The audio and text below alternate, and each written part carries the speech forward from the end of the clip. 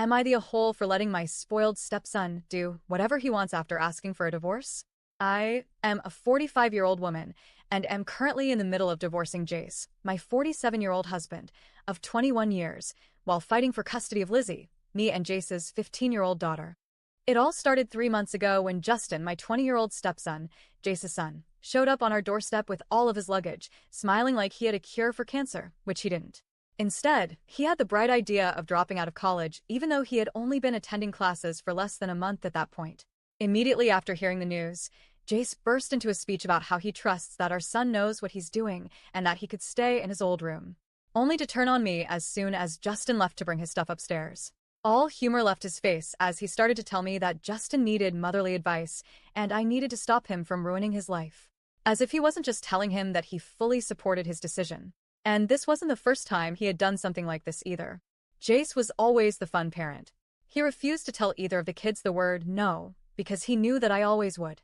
Lizzie didn't want to do her homework. Jace was completely on her side, telling her that it was me she had to convince. Justin got pulled over after drinking and driving, and I was the one grounding him, while his father helped him steal his keys back. So when he told me I had to, quote-unquote, deal with him, I was already trying not to throw something at him. But just like all the other times, I bit my tongue and walked upstairs to his room. He already had dirty clothes in a pile on the floor, falling out of his dirty clothes basket. His drawers had other clothes messily thrown into them, only partly closed. But his PS5 was already set up and he was logging it back into the internet. Knocking on the door, I watched as he turned to me confused, as I awkwardly stood by his door trying to come up with a plan. But I had no idea what to tell him. So I just asked him what he planned on doing now that he wasn't going to college. He told me that he didn't know yet, that he might use the money that me and Jace had saved up for his next semester on Italy or something.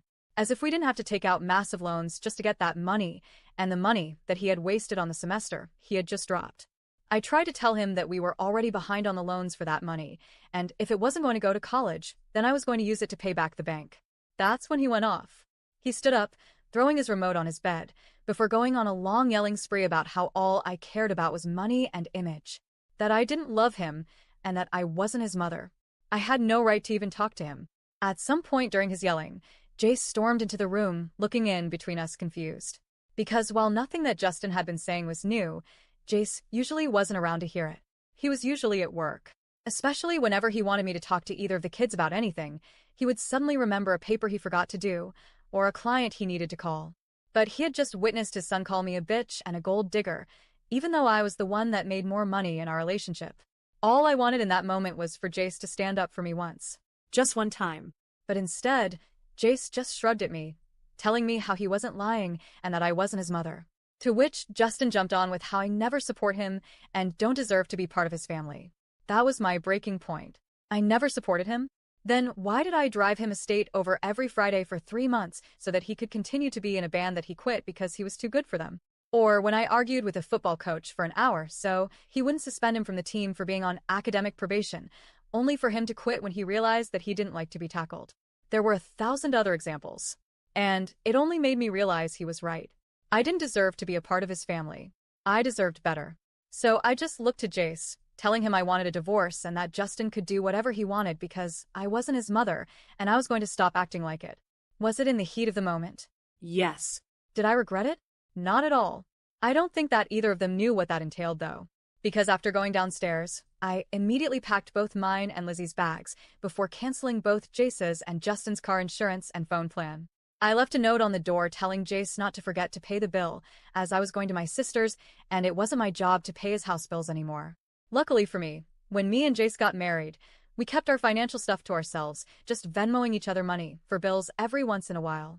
At first, Jace had borrowed our neighbor's phone to repay his bill and started to leave multiple voicemails telling me to come home, how I was being irrational. And then after a few days, I got a call from Justin. I couldn't help but answer it, wondering what he had to say to me now. But instead of an apology, he just started ranting about how Jace was freaking out and told him that he couldn't go to Europe because of the divorce and it would hurt my feelings. Then it dawned on me that Jace was still using me as an excuse. So I simply told Justin that I completely supported his trip to Italy if his dad did, which got me even more voicemails from Jace.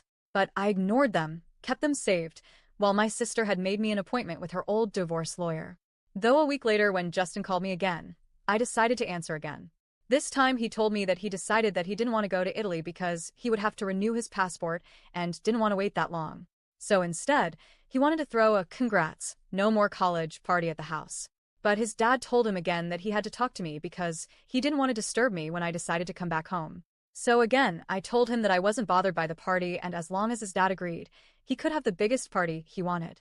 After a month of ignoring Jace's calls, my lawyer finally had the divorce papers drafted up. We had most of our finances separate, so that was easy, and he could have the house. We both already had our own cars. The only thing that would really need discussing was about Lizzie. So after she had sent Jace the papers about the finances and stuff, and a time to meet to split anything else, I stayed low contact still. Well, with Jace at least. At this point, Justin was calling me almost every other day, asking me about something that Jace was avoiding answering. Yet, he still hadn't told him no.